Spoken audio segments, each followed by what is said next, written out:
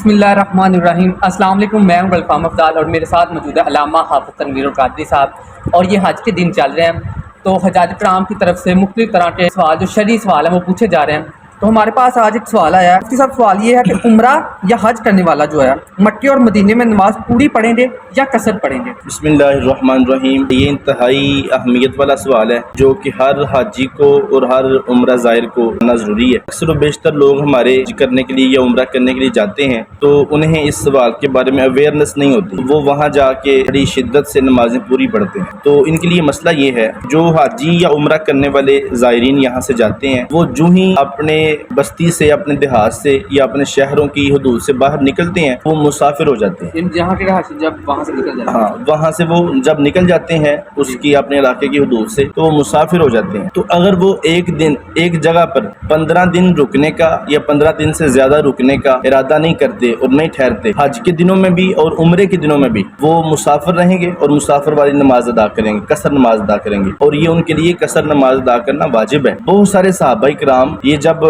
مدینہ شریف سے مکہ آیا کرتے تھے عمرہ کرنے کے لیے یا طواف کرنے کے لیے تو یہ ان دنوں میں قصر نماز پڑھا کرتے تھے، سوائے حضرت عثمان غنی رضی اللہ تعالیٰ عنہ کے، وہ قصر نماز نہیں پڑھتے تھے۔ ان کے پاس ایک دلیل شرعی موجود تھی، وہ فرمایا کرتے تھے کہ میرے گھر، میرے بہت سارے باغات، میری فصلیں، جائیداد وہ مکہ شریف میں موجود ہیں، تو اس وجہ سے وہ نہیں پڑھتے تھے۔ ان کا مسئلہ ایک علیحدہ ہے، باقی سب کے لیے حکم یہی ہے کہ وہ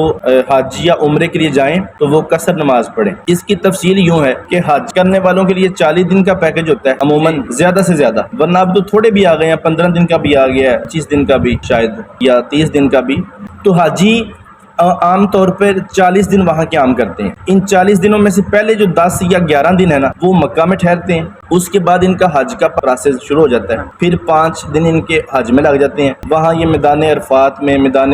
منا میں، میدان مزدلفہ میں جاتے ہیں، تو وہ ساری جگہ